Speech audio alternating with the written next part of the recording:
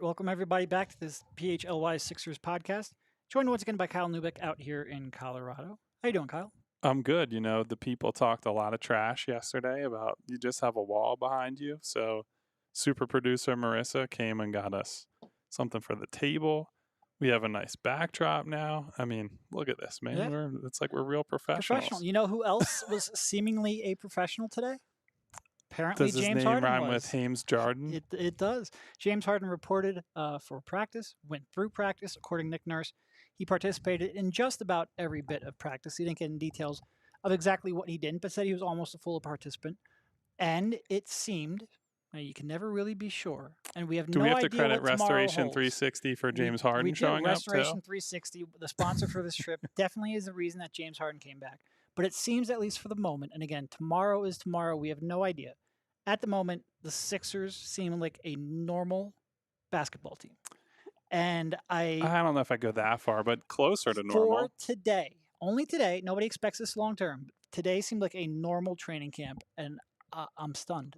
Yeah, so we talked amongst ourselves and with some of the PR staffers downstairs that, you know, every day is a new adventure. And I compared it to if you go in expecting chaos and circus, it's a little bit easier to deal with the ups and downs when you're just ready for anything.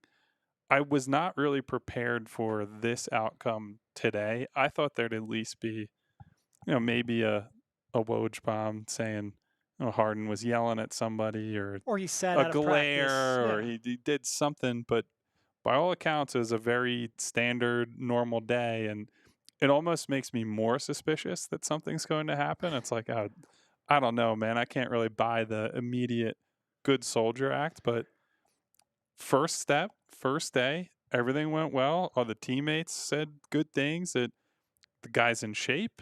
His energy was good. And to be clear, he looked like he was in pretty good shape. I would say better than last year's James Harden. Yeah, so to be clear, by the time we got into the gym, they must have put, there was like a white security van that he got a mask thrown over him and thrown into, and they got him out of there before we were able to get into the gym. But from the pictures that the Sixers shared through their Twitter account, I'm sure on Instagram, other places as well, we could see James looked good. And, you know, then you get the feedback from Nick Nurse and all his teammates saying, other than a few things that the strength and conditioning and the medical team were like, yeah, we can bring him on a little bit more slowly. It seems like it's mostly full go.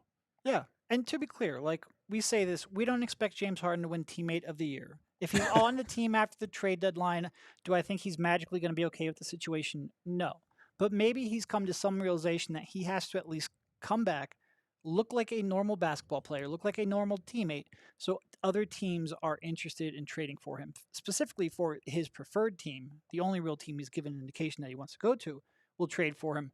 But even just generally having a market for your services, he's got to be a good teammate. And maybe this is the first indication that he's come to that realization. So hold on. Randy says that they snuck him out in a popcorn machine like Taylor Swift at MetLife. Is that a thing that actually happened? At this point, I'm like, 50% of things you tell me about Taylor Swift, I just assume are true no matter what is being said, because I watched her fans have a meltdown over her having chicken fingers with ketchup and ranch, and it was like the most ridiculous thing to care about. So I guess Marissa is shaking her head yes, that's a real thing. So maybe they did put James in a popcorn machine to get him out of here. But and we have TN commenting, I'd respect Harden to grind this year to get that contract he wants next year. Of course. I think maybe he means expect by that. But regardless, I think that's always been a path that we thought he should take. We just didn't know if he would take.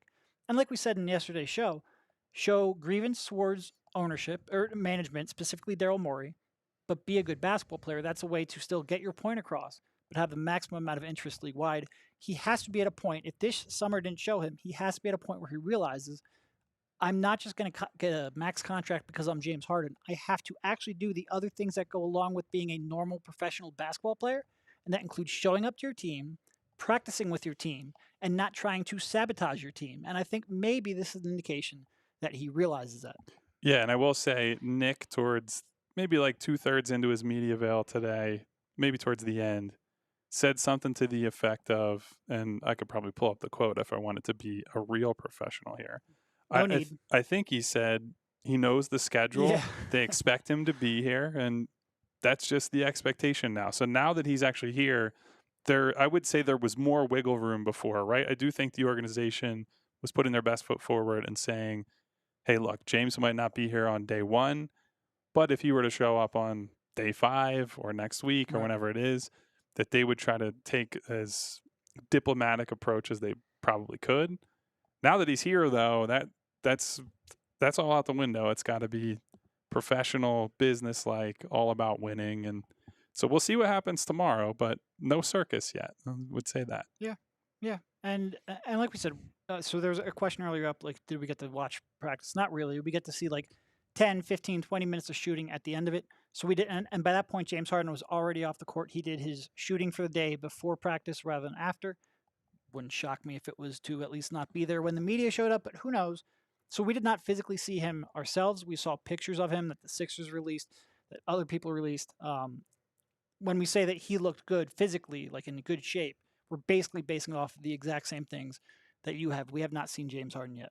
And so Akil in the chat says, would the players police Harden if he tried to sabotage training camp? So I think that's part of like what we're going to talk about today. There are obviously players were asked a lot about James Harden. Yeah. And I think more or less to a T, at least, we only talked to 3 players, but to it, all 3 of them understand this is a business. I think players, because they are in the business of basketball, not only the game of basketball, understand that, they all want their next contract. And even if this hurts them, they understand James is doing what he feels he needs to do to get paid. I don't think, players, Tobias, Joel, take it as personally as maybe fans do, or even some people in the media do. Now, is there some resentment if he holds out and hurts their chances? For sure.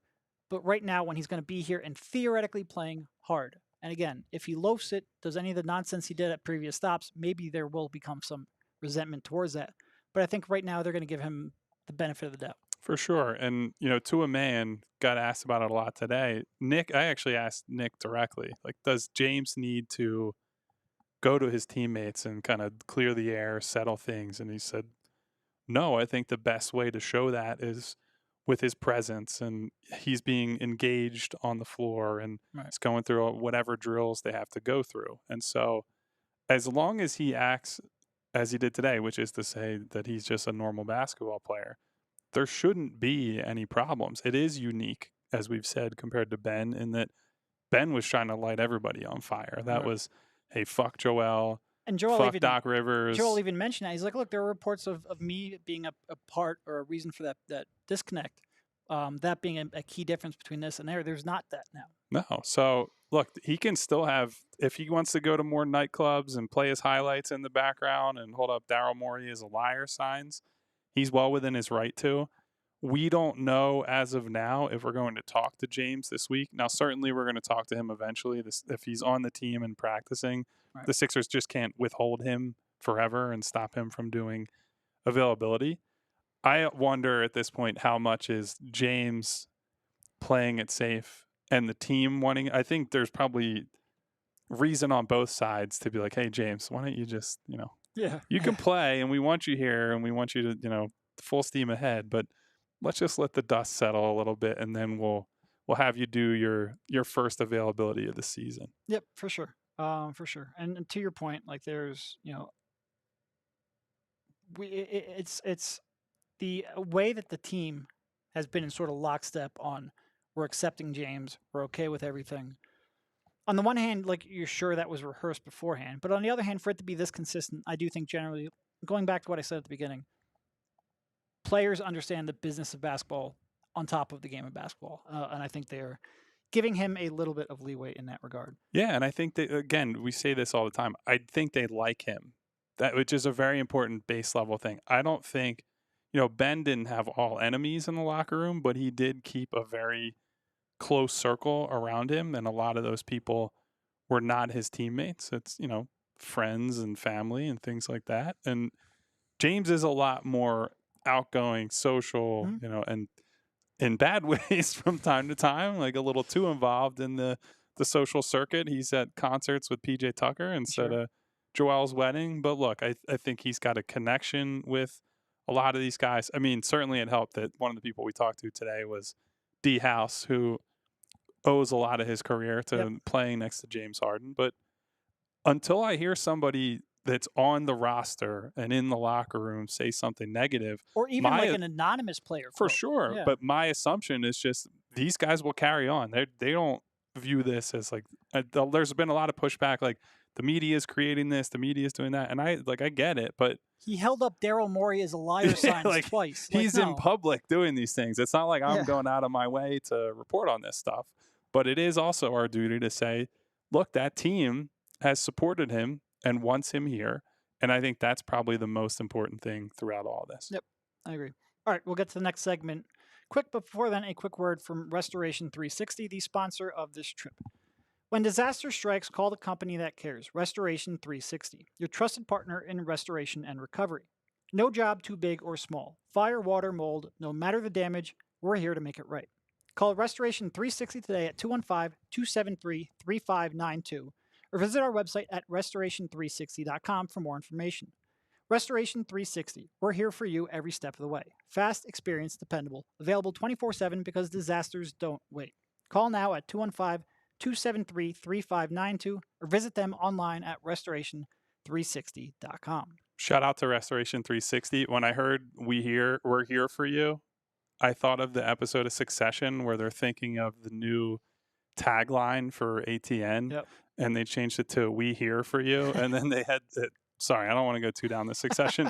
And I was going to say, I'm not sure a company being compared to the Roys is necessarily what they want. No, it's definitely not. We love Restoration 360, and they're not spying on people the way that ATN's cable signal was. All right, so where do we want to go from here? I think it's interesting because this happens in the NBA seemingly every year. Like there's a player who's pissed off, wants a change, doesn't necessarily happen on the timeline, and they've got to come back to a team.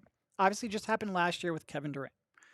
James Harden and Kevin Durant are slightly different in terms of personality. Do you think this is comparable to what happened last year?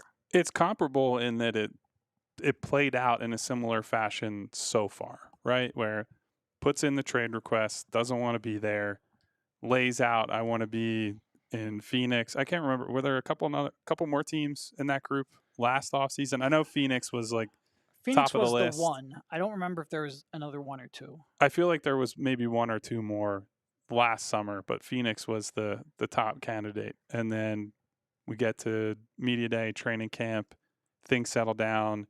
He goes out and hoops because, as saying my wife's name, Kevin Durant. Or Kendall Roy. It could have been a Succession and my wife, and it's 100 different things.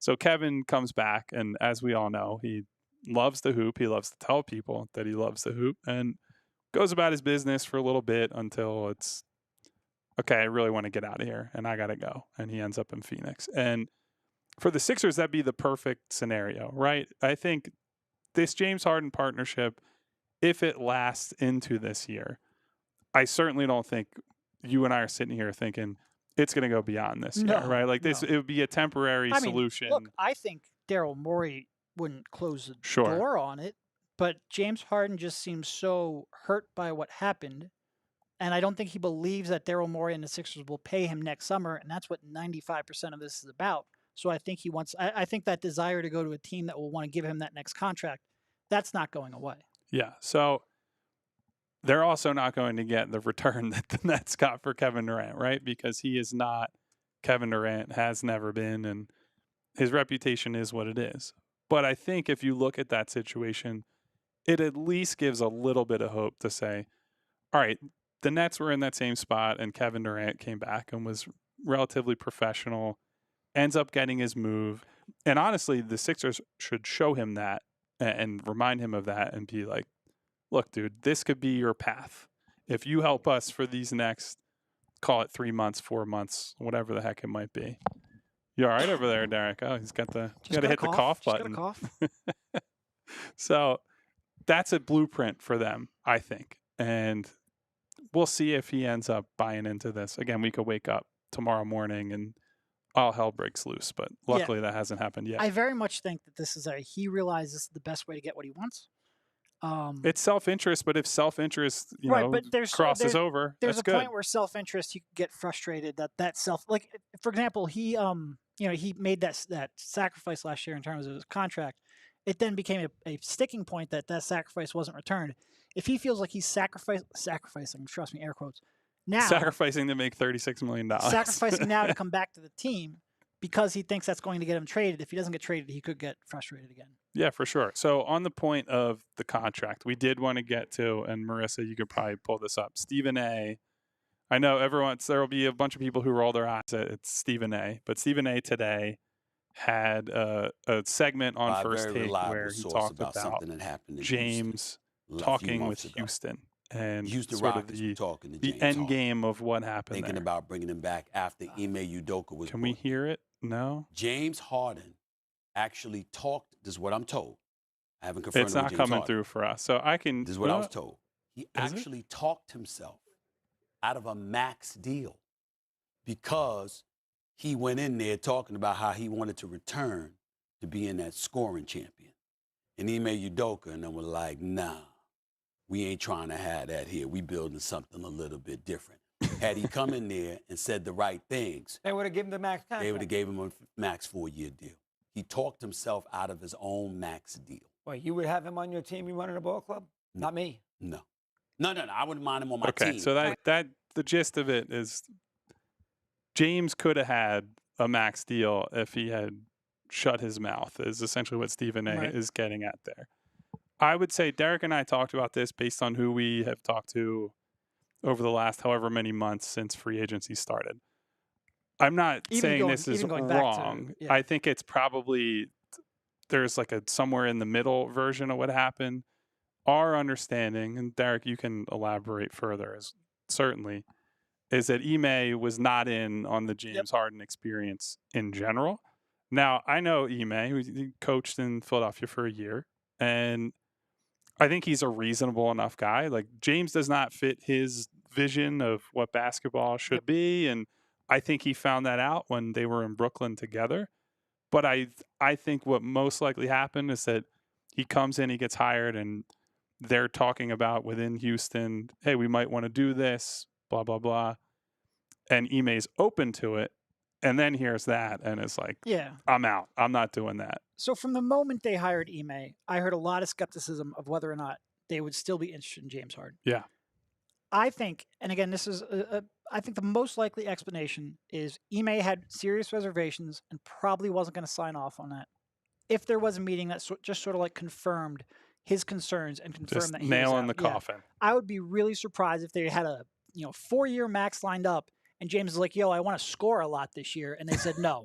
Like, everyone knows James Harden. Everyone knows that when he goes especially to his if you're own giving team, him a 4-year max, you're essentially confirming you want him to be that guy. Especially someone like Ime who was with him in Brooklyn. It's not a secret what James Harden's desires are. Right. I just don't think they were like oblivious to the fact that he's going to go to a young team without a lot of top scoring options and play any other way than I'm going to try to lead the league in scoring. So I don't necessarily buy that completely.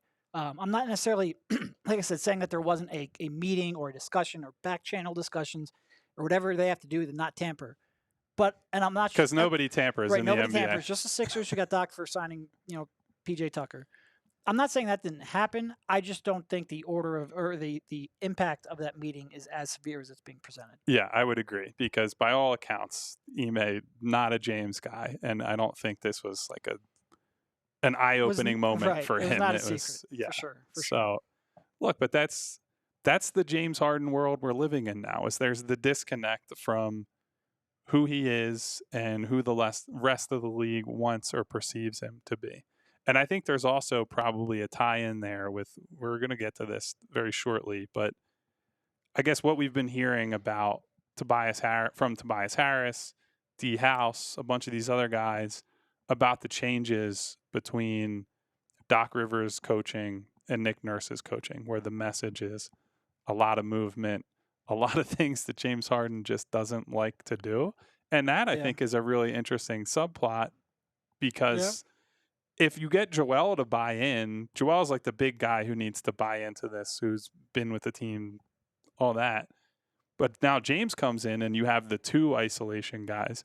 Can Nick and the rest of the team beat that back a little bit, I guess? And let's be honest, how they're talking, it's not always how Joel Embiid wants to play either. Correct. Like, he wants the ball. He wants to isolate. He wants to be a distributor, yes, but he also wants to be the one forcing those rotations and, he is not the quickest decision maker when he gets the ball at the top of the key like that, for sure. Yeah, so we'll revisit that in a second. First, I want to talk about our good friends at DraftKings Sportsbook because things are heating up in the ballpark. Phillies won the first wild card game last night. I know everybody back home was celebrating.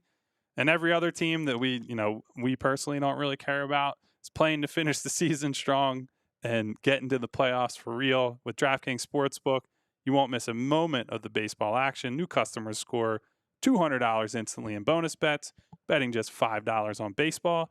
And all customers can take a crack at a sweet payday with same-game parlays through DraftKings. Multiple bets from a single game for your shot at a major payout. So what are you waiting for? Download the DraftKings Sportsbook app now. Use code PHLY. New customers can score $200 instantly in bonus bets for betting just $5 on baseball. Only on DraftKings Sportsbook with code PHLY. The crown is yours. Gambling problem? Call 1-800-GAMBLER. Visit www.1800gambler.net. In New York, call 877-8-HOPE-NY or text HOPE-NY 467-369. In Connecticut, help is available for problem gambling. Call 888-789-7777. Visit ccpg.org. Please play responsibly on behalf of Boot Hill Casino and Resort in Kansas. Licensee partner Golden Nugget, Lake Charles, Louisiana. 21 plus. Age varies by jurisdiction. Void in Ontario. See dkng.co/baseball for eligibility terms and responsible gaming resources. Bonus bets expire 7 days after issuance. Eligibility and deposit restrictions apply.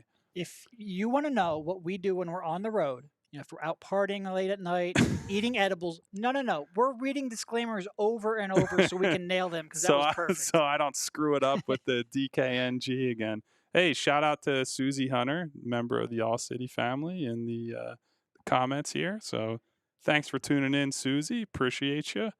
So circling back to what we were talking about prior to the break. The big theme, we posted, Derek and I interviewed Tobias Harris at Media Day this week, and he seemed pretty excited about the offensive changes that Nick Nurse is going to implement here. And there's already been some pushback from Raptors fans on what he's going to do. And, I in watched fairness, those teams the last few years too. I've seen them play, so I understand that there's some skepticism, but the key theme here is movement and sharing and swinging the ball around, and the ball doesn't stick. And honestly, I've watched over this offseason coaching clinics that Nurse has done, talks about those themes a lot, so I'm not surprised that it's come up here with his team.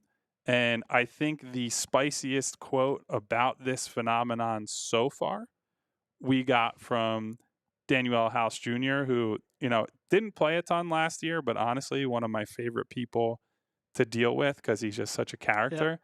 Yep. And here's the direct quote for anybody who missed it. It's a lot more selfless basketball. It's not so much a two guys having the ball. Doc is two guys ball dominant.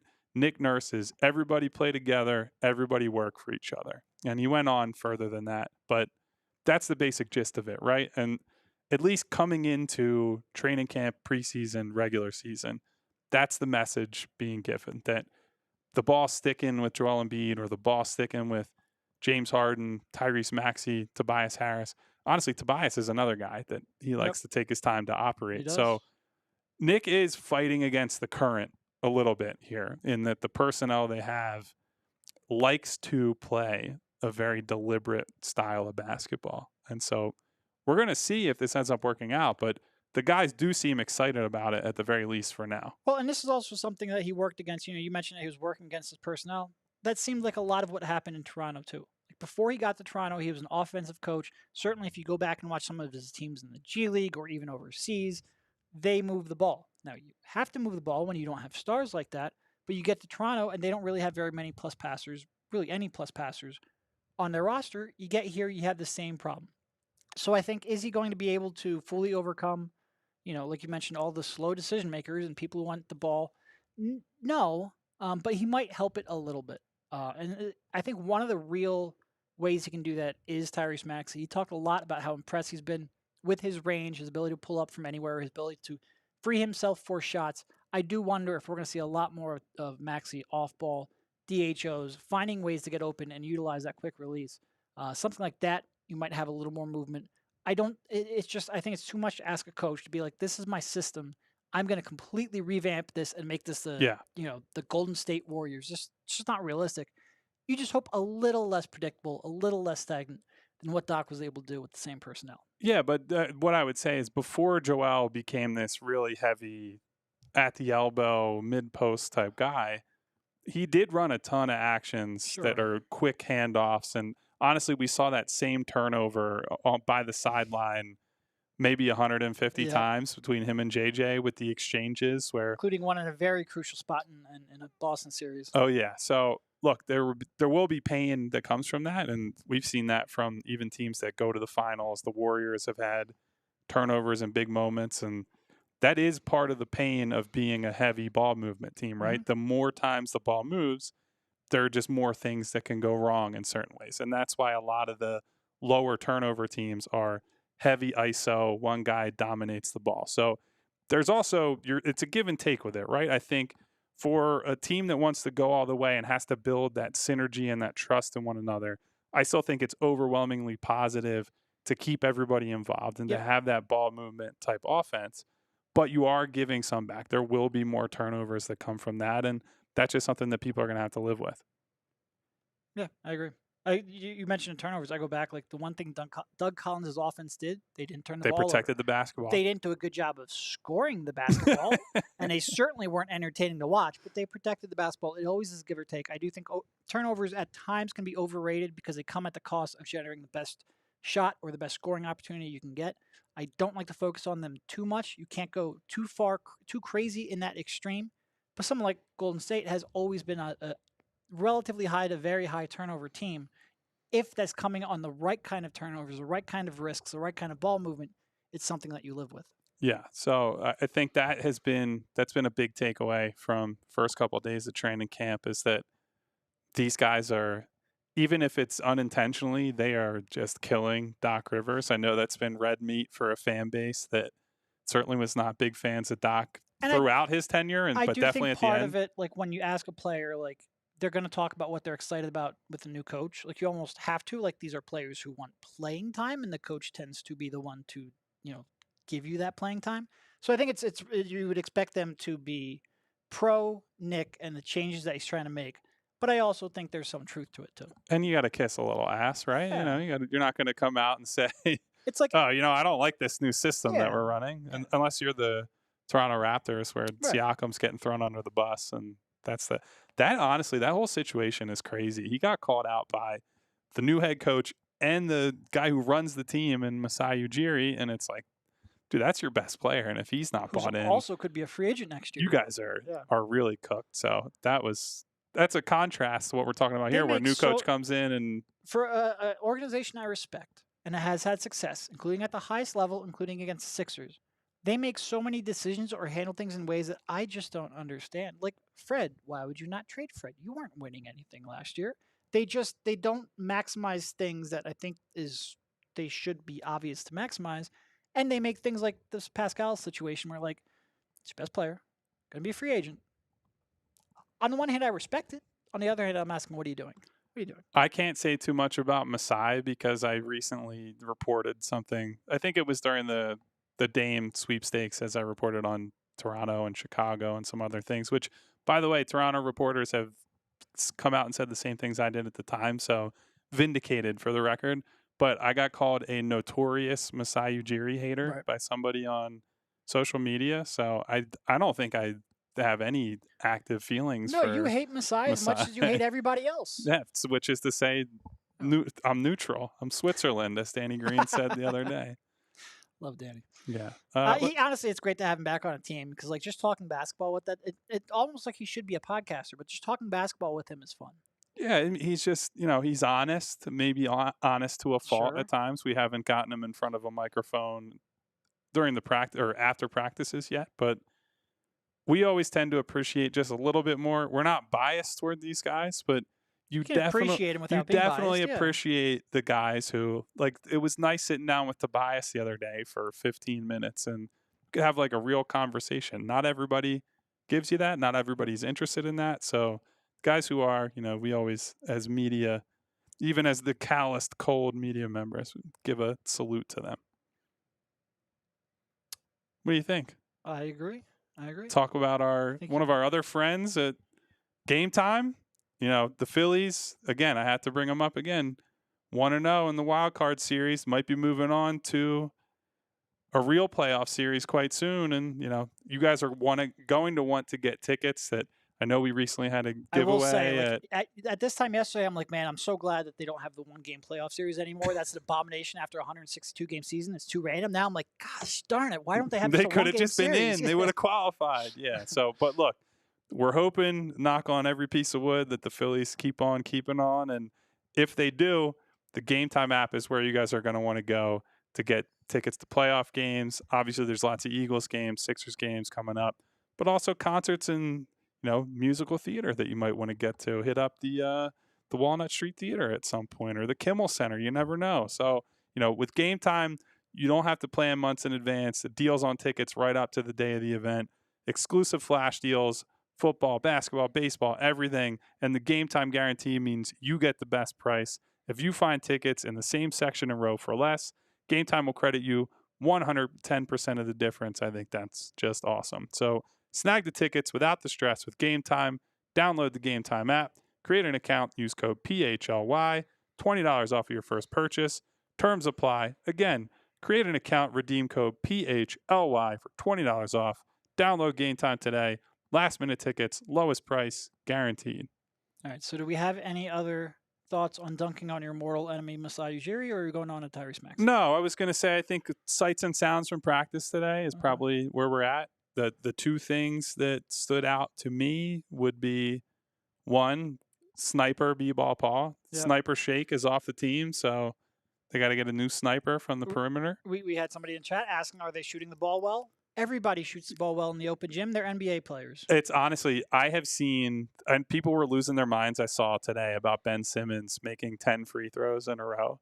I mean, to be fair, I don't know if I've ever seen him do that. Okay, that is fair. But I would say the amount of terrible shooters that I've seen make 8 to 10 threes in a row, that list is substantial.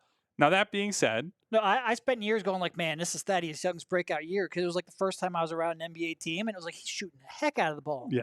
Now, that being said, where we did see Paul shooting today was in a competition with guards. Tyrese and DeAnthony Melton were both involved. And I think that is an indicator of, okay, they are serious about, they want him to shoot this year. I agree. I do. I'm just going to go back. I just don't trust his release. It's so long, so elongated, so much extra movement. When you put pressure on him, I'm just not, again, I'm hoping it works. I'm not ready to say I'm confident. He's one of those guys that, and you go back, and he shot pretty well in the G League. Until I see it on an NBA court against NBA athletes with NBA closeouts, I'm just skeptical. Wait, we're getting Slack messages right now. Marissa, did you not get a shot with our eyes open? I'll give you a thumbs up, too, if you want to get a photo of us for social purposes. I was kind of going for the more natural look. But the candids? No, I love a candid. So anyway, sorry for the segue there. But I'm getting roasted for shutting my eyes and looking all over the place. I mean, I took 15 photos and all of them.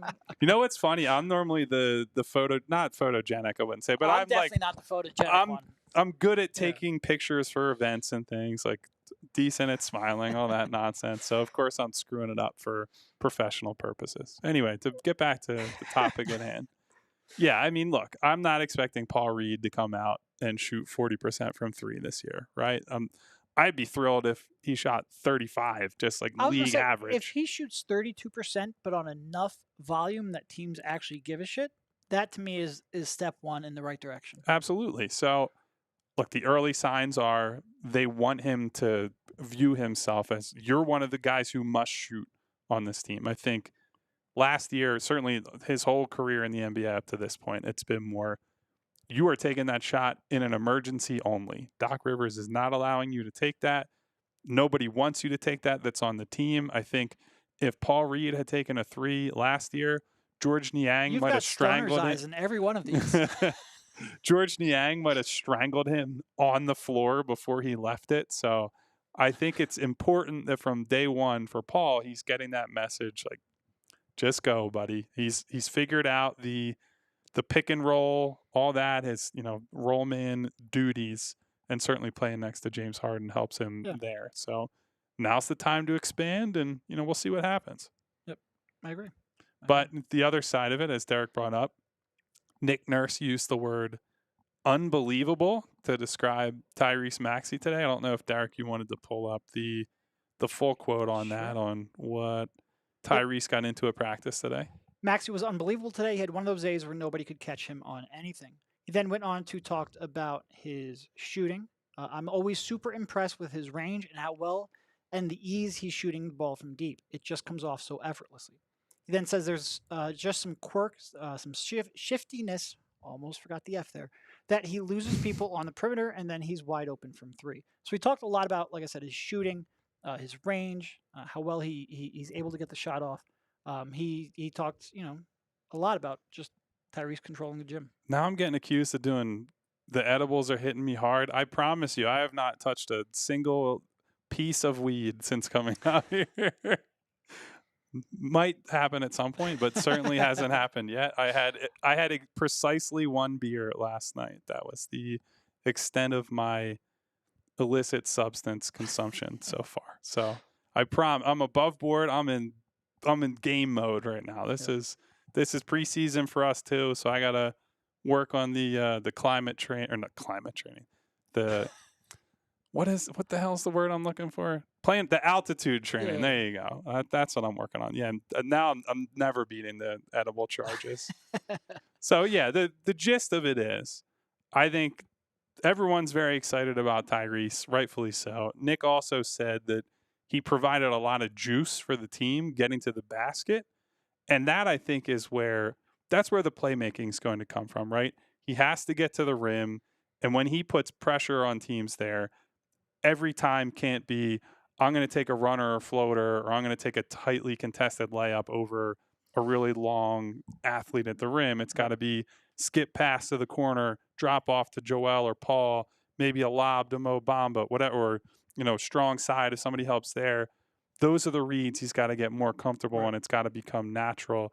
I do think that he's been talked up by some of these guys, not just Nick Nurse. I think Tobias and even Paul Reed, who, again, he's going to be a key recipient of a lot of his passes. So all good feedback on Tyrese so far, but nobody's going to give, man, he really sucked in practice today, feedback on Tyrese. Look, I remember going to Charleston last year, and Jaden Springer, you thought he was the next coming of frickin' Scottie Pippen with the way they talked about him.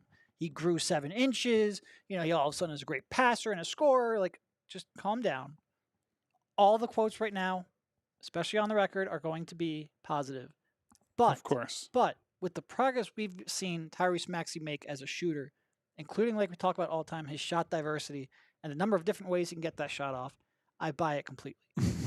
Nico telling you to bring some back, bring stuff over state lines, not necessarily I was going to say, what, do you want me to commit a federal crime? I was with you last night. Just be a good teammate, man. Just be a good teammate. That's all I'm saying. Nothing is. I'm staying away from all the edibles. Mostly just so that we can't make fun of you anymore. Yeah, it's less. I'm never beating the allegations. So you're the one who brought it up. Nobody knew about those pictures on Slack. Well, listen, I'm honest. I'm receptive to criticism. I'm trying my best here. We could do a slideshow. We could show all Oh of them. God, yeah. That might be a social. We'll do that later and see how terrible that I look. I'm sure Kendall will love seeing me get roasted by everybody. All right, one more quick read from Foco, and then we'll close this on up. And also, like always, last segment, there's actually really quick before we get to that. We were asked, what package are you hoping to obtain for Harden? How many packages of edibles do you think Harden would go for? Is that the same exchange rate as a crumble cookie for Tobias Harris? That was funny over the summer with Tobias and the crumbled cookie. No, I would expect. It's a good question. They almost go hand in hand. It seems like Tobias and Harden have to be traded together because the crumbled cookies go with that package. I was going to say, how much would a gram How comparable is a gram to a crumble cookie? Like, what's the I exchange have rate no on idea. that? Anyway, one quick word from FOCO. FOCO is a leading manufacturer of sports and entertainment merchandise with a product line that includes apparel, accessories, toys, collectibles, novelty items, and more. It is the best officially licensed gear for all sports and fandoms. And with us now squarely in football and tailgating season, it means it's time for overalls, hoodies, hats, sunglasses, bags, everything you need for a game. FOCO has hooked PHLY up and provided awesome pieces for our sets. FOCO always has our backs for Philly sports, and they have yours too. Get in on the best gear around by using the link in our description. For all non-presale items, use a promo code PHLY for 10% off. So the Sixers spent some time with Hold on, Deion. we're getting some exchange rate answers here. Okay, A cookie okay. is equal to an eighth. I don't know if I'm riding on that one. That's Better be a hell of a it's been cookie. I was gonna say, not that I know these things, but that's quite a cookie if Yeah. that's the exchange rate. Yeah, like I was gonna say, if you have, I'm really gonna get myself in trouble today. you're really going on about it. It's all your own doing. If you have any questions, drop them in the chat. We'll try to get to them if we have a couple minutes. Last segment here, starting off with Deion, Coach Prime. I spent some time with him. Overall thoughts on what he said. You did watch the. I watched the watch entire the release. thing. I would say if we're typecasting ourselves, I'm more of a Coach Prime guy than Yeah, Derek is. If I 100%. had to, 100%. if I had to wager I got like on that 5 one. minutes through and it was too much. No, look, I do think that he's a lot, right? Like there's no denying that. But I think the testament to, the gravitational force that he is that room, at least from what we could tell, was locked in on what that guy was saying. And he certainly commands respect from the audience he was speaking to. yes, In terms of professional athletes. yes, Yep. and how he delivers the message Do you rubs think some people anybody the was wrong upset way. if he wore a hat or had sunglasses on? No, I mean, No? look, these guys are making all kinds of wild fashion choices. So Well, specifically, that was from this CSU coach that got really upset at him because grown men shouldn't wear yeah, I don't know. We might hats. have to leave the campus if we are praising Coach Prime at all on the show. I don't know if we're going to get booted, but yeah, I thought it was interesting just to see those guys as engaged as they were with his talk. They were all, they're raising hands and asking questions as if they were back in high school or something. And all the messages are pretty standard type of stuff, right? Like I honestly would compare most of what I heard to what we hear from the guys like Charles Barkley and Shaq when they're on Inside, right? Yeah. Like their driving message always is like, look, role players are important and all the little things matter and blah, blah, blah. But end of the day, it's the big dogs, it's the franchise players. Those are the people that drive your teams. And so I think because that's coming from Joel hears it all the time from Shaq and people like that, right? Just hearing that from somebody in a different sport who Deion was ultra successful as a player and also was an unbelievable Hall of Fame guy in his own right. Also played with Jerry Rice, who probably the greatest to ever play at his position, and seeing that like day to day, play to play, what it takes to be on a great two different team. people with very different Oh personalities. yeah, Jerry Rice, like head down, master craftsman, all that. And also Jerry Rice, almost pretty famously a guy who didn't really want to coach at all. Like even like his own teammates, the younger players on his team, just not into that. Yeah, and so somebody who has whatever you think of him now, I'm talking about Deion as a coach, recruiter, personality, whatever. His connection to those guys and his legacy as a player is really important, I think, for just these guys to hear it from somebody from football. It's why they have these speakers every year where they'll bring people from the business world and they just try to tie it all together in a way that, look, the leaders have to lead. You need to know who those guys are on your team, and everybody else has to be completely committed to the task of winning. I thought that was probably the most important thing he said in the 25 minutes or so that was posted, that if you are not here to win, I don't want you here. I don't care how good you are. I don't care how much money you've made in the past. I don't care. Like, I'm not going to stop you from going somewhere else and being who you want to be. But if you are not all in at practice, in dropping, the off-court stuff that you need to and the distractions, then get the hell out of here. Like, that to me is what I would want to hear from a leader. And I think that's probably the reason that Nick and them brought them to Deion. I think the quotes that are going to get the most attention are when he mentioned about Embiid not playing against Jokic he said, "Don't sell me the game that this is what I'm going to get. And when I turn on TV, I don't get that. I don't like that. If Embiid is playing Joker, I want to see Embiid versus Joker."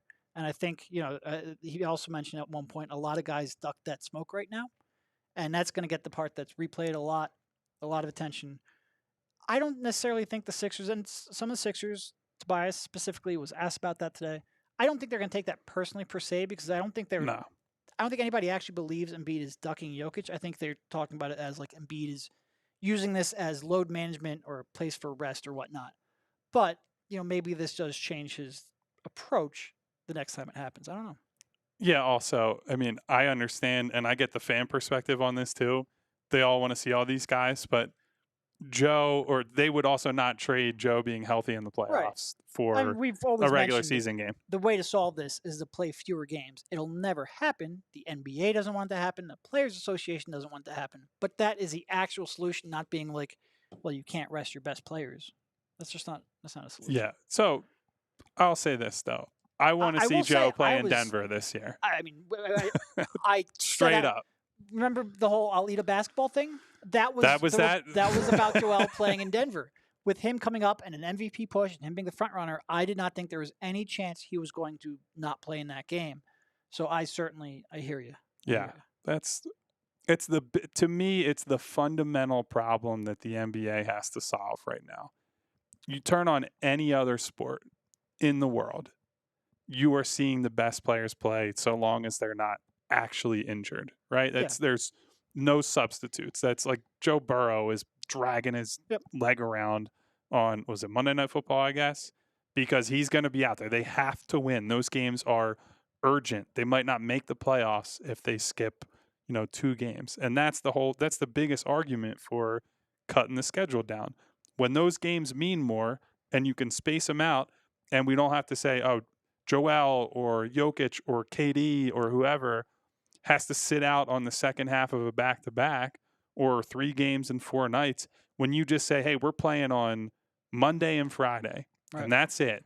And you have 3 days between, or space it out however you want, but you have actual built-in rest. These guys can get better. You can't trot out the excuse. And some of it has to be more desire to play through shit. Like, there's no way these guys get better treatment, better everything now than, that's the one place I agree with all the old heads, like the 80s guys who are like, oh, back in my day, we played 82 games plus the playoffs and there was no such thing. It's like, some of it is just like, suck it up, bro. Like, you can do it. There's a difference between you're in pain and you're actually hurt. Yep, I agree. We have a couple questions here. Gavin asking if I actually did eat that basketball. No, I did not. I consulted some medical professionals. They told me that would not be good. So I will have to be smarter on my bets in the future. We also have, I forget where it was. There's one from Nico, expectations for Kelly Oubre. Yeah. Nico, I don't know if you saw our earlier pod about Kelly. I think Derek and I skew toward the negative side of things. But we do think he will play. Yes. And I do think, again, words only mean so much. His career up to this point is more important than what he says at Media Day. But the message that he's gotten from Nick Nurse and Daryl Morey, who he admitted pursued him pretty hard this summer, is that nothing is guaranteed to you here. Like, he is coming off a 20-point per game season on bad efficiency, mind you, but coming off a big season, and they're telling him, look, man, there's an opportunity for you, but there is no guarantee for you. You have to come in, establish yourself, be a role player, buy into that, buy into the concept we're selling. Like, if you're talking about other guys who are not in that ball movement, swing, share the ball style, he might be the worst one out of all of them. Does not pass the ball, has been a black hole. So, look, I don't personally expect much, but the big opportunity for him is that there are no wings on this team, really. It's like him and D House, and that's it. So if he comes in, he can defend a lot of guys with his size and athleticism and buys into the team concept. There is absolutely a place for him in this rotation. Randy asking whether or not Oubre and Harden talked today. We don't know. We didn't talk to either of them. Yeah, that is. Don't know if that whole situation has been resolved. No, as we found out on the one podcast, that was quite a surprise to the two of us who are not in the NBA gossip mill so much as the tape watching and the stats and all the other stuff. So we're going to see. I mean, it's been a while now. Now they're married, so I would imagine to some extent, I would hope that James Harden has moved on. Move on. Yep. Healthy. Randy asking, or basically saying that Embiid was load managed due to altitude likely about the Denver. I think that's probably a factor. I don't know entirely, but certainly I think you could make that case. He did play him in Philly. He has played him in Philly. I truthfully don't think he's ducking, especially when he was coming up on the MVP. I don't, whatever decision they made for that reason, but it has been a while. He doesn't play here often. And I think you always have to remind people that load management and things of that nature, a lot of that is on the teams. The decision is being made above Joel. Now, certainly at Joel's level, right.